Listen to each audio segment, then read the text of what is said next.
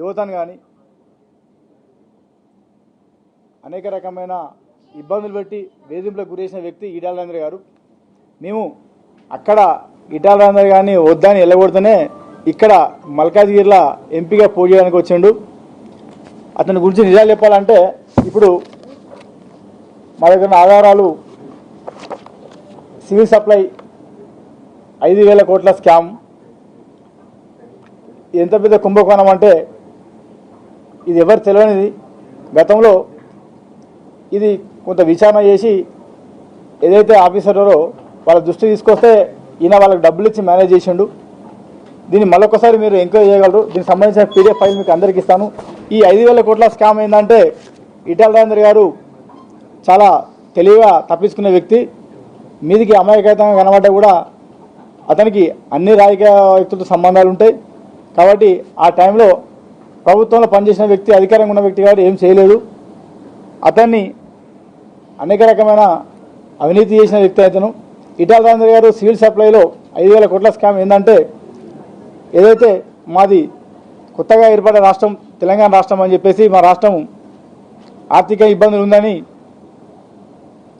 కొన్ని వేల కోట్లు అప్పు తీసుకురావడం జరిగింది. అది తిరిగి కట్టకుండా కూడా అది ఈయన అకౌంట్లో వేసుకొని ఈయన వాడుకోవడం జరిగింది.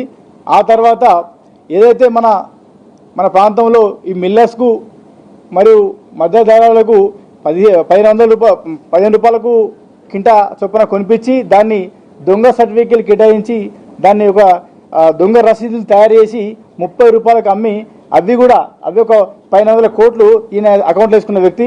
ఇలాంటి అన్యాయాలు, ఇలాంటి అక్రమాలు ఎన్నో చేసిన వ్యక్తి ఈటల రాజేందర్ వ్యక్తి. ఇంకా బయటికి రాని నిజాలు, ఈటల రాజేందర్ అంటే బయటికి రాని నిజాలు ఇంకా చాలా ఉన్నాయి. అవన్నీ నేను పక్కన ఉన్న చూసిన వ్యక్తిని కాబట్టి చెప్తున్నాను.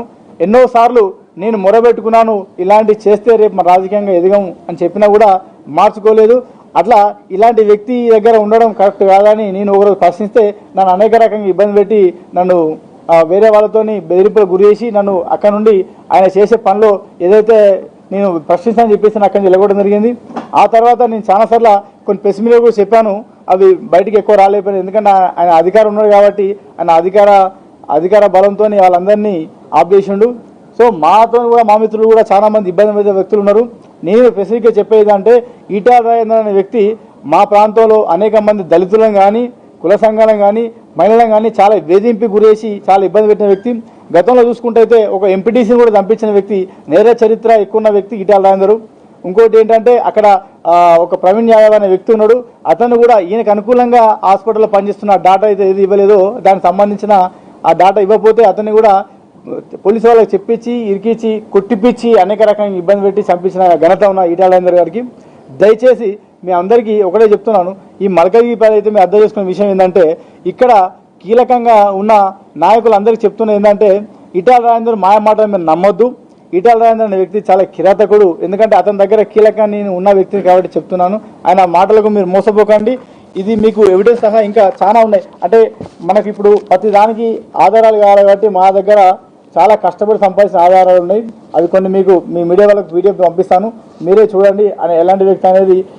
ఇతను ఇప్పుడు బీజేపీ పార్టీ పోని కారణం మెయిన్ ఏంటంటే ఈ స్కీమ్ నుండి తప్పించుకోవడానికి అమిత్ షా దగ్గరికి వెళ్ళి అతని కాళ్ళ మీద పడి అతని దగ్గర ఈరోజు పదవి తెచ్చుకొని ఈ జైనింగ్ కమిటీ అని ఒకటి తెచ్చుకొని ఈరోజు అనేక రకంగా జైనింగ్ కమిటీ అని చెప్పేసి ఒక్కరు కూడా జైన్ చేయకుండా బీజేపీ పార్టీ కండ కప్పుకొని బీజేపీ పార్టీలో పోయిన వ్యక్తి కిరాతకుడు ఇవ్వాలంటే ఈటల రాజేందర్ వ్యక్తి.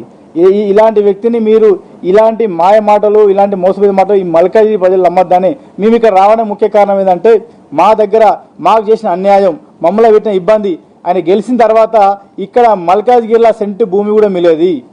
మా దగ్గర అంత ఇబ్బంది పెట్టింది కాబట్టి ఇక్కడ మల్కాజ్గిరి ప్రజలకు మేము కావాలని తెలియజేయడం కోసమే మేము ఇక్కడికి వచ్చి ఇక్కడ ప్రెస్ మీట్ వేయడం జరిగింది.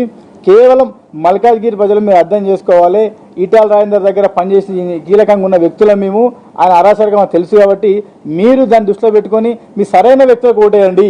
కానీ ఈటల రాజేందర్ లాంటి వ్యక్తికి మీరు ఓటేస్తే మీ ప్రాంతంలో మీకు